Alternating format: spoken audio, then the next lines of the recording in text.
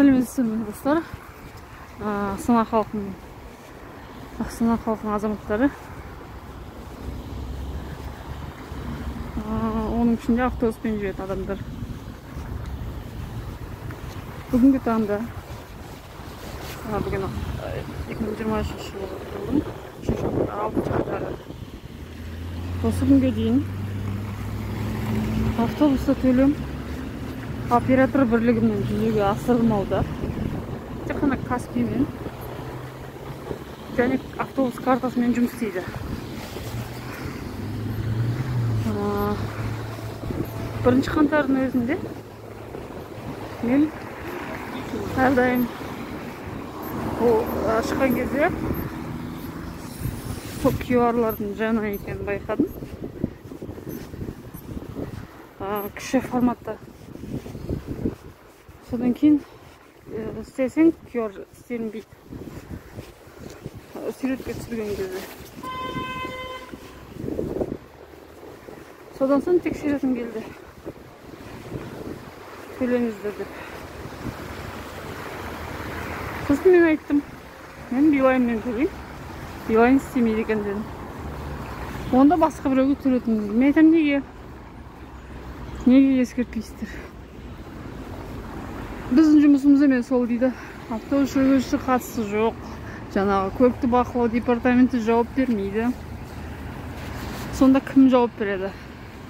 Деген сұрақ. Содан соң мен City Transportation системге шықтым.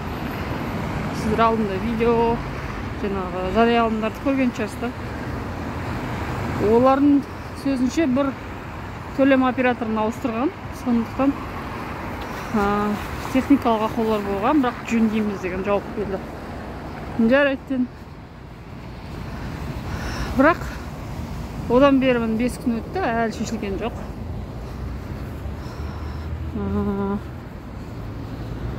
Сосын мысалы бүгін төлеген кезде басқа біреуге жалынып, Каспийіне төлеп беріңізші деп мазасын алуға мәжбүрміз. Менде сұрақ, неге Каспий? Мысалы, басқа төлем жоқ. Ал карточка, автобус карточкалар, ол жерде ақша салсаң жоқ болып кете береді. Талай рет қаншама адам, күнде тексеретін адамдар, кешке тексеретін адамдар бар. Соның өзінде де ақша жоқ болып кете береді. Сол үшін ол тиімсіз. Сосын бөлек картаны ұстау тоже ол да ыңғайсыз. Одан да көзінде көрініп тұратын жаңағы қосымшада операторлың бірлігін тексеріп отыруға өте ыңғайлы.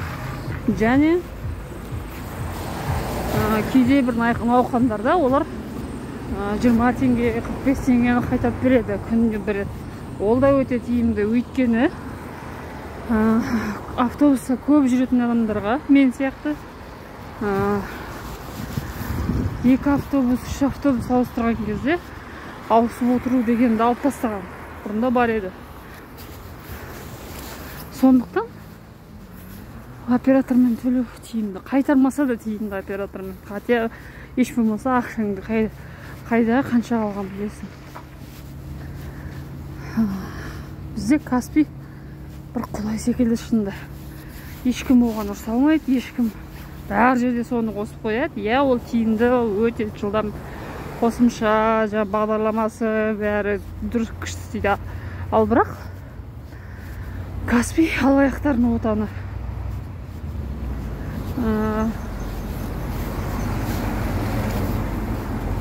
Содан соң бізде неге оған ешқандай дейді, орысша управа дейді ме? Каспий управа деген өкілеттігі жүрмейді. Оны бар жерге қоя тұрып, біз кәдімгі қарапайым тәсілдерді сыйламағандығымыз және түсіріп тастағанымыз деп есептеймін мен. күн бүгінде жаңа бақылау қызмет етеді. Сіз Билайннан ақшаңыз бар болса біреудің Каспийіне жіберіңіз, сосын соны сен суретке түсіресің ше тағы да. Бұдан бөлек бір жіп тағы да күтесіздер. Бірақ Билайннан SMS келді бүгін. Жақын арада түзеледі, біздің кесірімізден емес деп, яғни City Transportation System компаниясы өз еркімен төлем операторын ауыстырып, осыны ол төлем операторын қосқаннан кейін басқа API, Билайн, Алтел, Теле2, Теле2, сосын не бар бізде, Актив, Кесел төлеуге болады. Мен білмеймін, енді барынша хабарландыруды неге жазбайсыздар деп шырылдап хабарландыру кеше ме алдыңғы күні шықты. Оның өзінде де ешқандай мардымды жауап жоқ.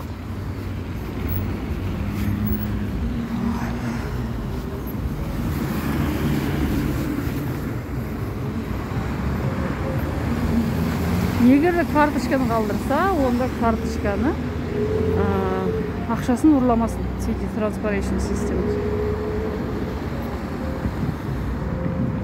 Тіпті Каспийдің өзінде де адамдар перевод жасаған кезде 5-10 теңгелер ақшалар жоқ болып кетеді екен. Бар жерде ұрлайды. Бірақ жол кіреге келген кезде ол дұрыс емес деп ойлаймын. Сіздердің пікіріңіз қандай?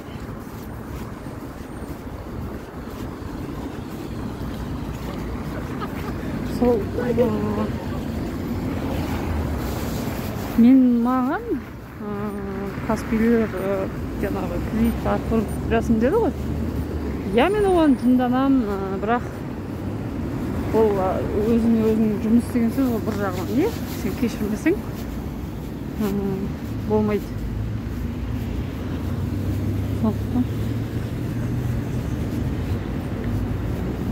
Ол түгілі басқа банктерде де алаяқтар көп.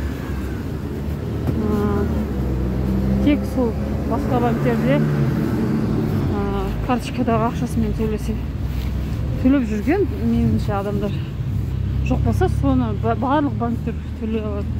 Бірақ жаңағыдай да егер сен жұмыс істемесең, несиең болса,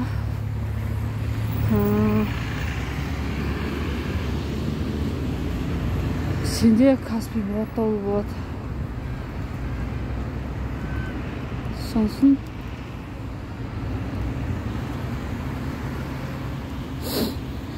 тиімсіз ол.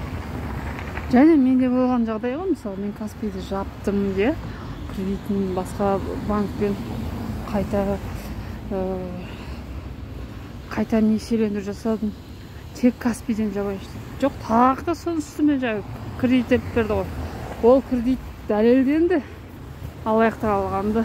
МВД ішкі істер министрлігі дәлелдеді. Бірақ бәрі төлейсің. Айналып келіп, барлығымыз тығырыққа тіреп, қанымызды ішіп солай албастық Каспий. Шын айтайын, жек көрмеймін. Ол бұндай жаңағы неге алаяқтарға түспеген адам оны түсінбейді. Осының кредит несие не үшін аласыздар деп адамдар түсінбейді. Жаңа онлайн қарыздарды алатын адамдар да түсінбейді, өйткені ол оның күйіне түскен жоқ. Ақшасы жоқ, көмектесетін адамы жоқ, жұмысы жоқ. Немесе айлығы аз болған кезде. Амал жоқ, сөйтесің. Әрине ол бізді жауапкершіліктен құтқармайды. Ол бізді жаңағыдай санасыз адам деп есептеуге болмайды. Өйткені басыңмен алғанды иығыңмен көтер дей ма? Сондай. Ешкім де қашпайды, алған ақшасын төлейміз. Тек үйтіп жаншудың да қажеті жоқ. Жоқ жерде, мысалы, желтоқсанда әшейінде қымбаттайтын кезде алдын ала жасап, сосын нені жатты, автобустар жүрмейтін жат, жаңа бағдар шығайын деп жатқанын жазады, автобус маршрут. Енді осы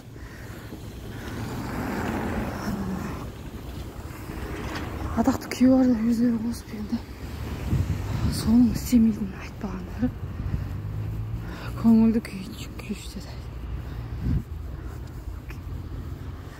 Неге олай? Меніңше оларға бәрі халық қиналмай ма, ештеңе етпейді, бұнда көрсін деп толық не дейді, пофигизм, жай бір рахаттықты айталмаймын. Көп адамдар жазған City Transformation. Ол City Transformation систем да біреудің компаниясын білмеймін ғой, ешкім оған ұқсапайтын секілді ғой. Сөз өтпейді. Аға жауап беретіндері картамен төлеуге болады, каспимен төлеуге болады. Бұл жоқ, хотя бір операторда істеп қойса қиын ба, білмеймін. Немесе бір автобуста, бір жерінде хотя бір істейтін QR істеп қойса, оператормен төлейтін бірлікпен. Бүкіл бәрін алып тастап. Ол да біреуге тиімді болғаны ғой. Бізде Қазақстанда солай ғой. Ана машинаға арналған шиповый дөңгелектер секілді. Ш деген наклейканы машинаға жабыстырып қойған еді ғой, сол сияқты. Көп қондаймыз. Сол, айтайын деген сол. Меніңше осылай бір тағы бір қаңтар ақпан бойы жүреміз ба, кім біледі. Немесе оларға картаны қымбаттатайын деп жатыр. Сол ғана ақша өндіру ма, немесе Билайнды мүлдем өшіріп тастаймыз дейді. Бірлікпен мүлдем төледі аптысы сол. Онда от соғысын көкесі сол болады деп ойлаймын. Сосын картаға ақша салу үшін ол бірден түспейді, бір-екі күнде түседі да. Сондықтан ол тағы бір жаңғайсыз жағы ол. Төлейтін жерлерді жағы терминалдарын іздеп жүрсің. Ол терминал істесе еще. Істемесе бүкіл қаланы аралап жаңағыдай. Сосын көліктік бақылау департаментіне түсесің. Неге төлемейсің деп сонымен ол дөңгелек күтпейді. Солай.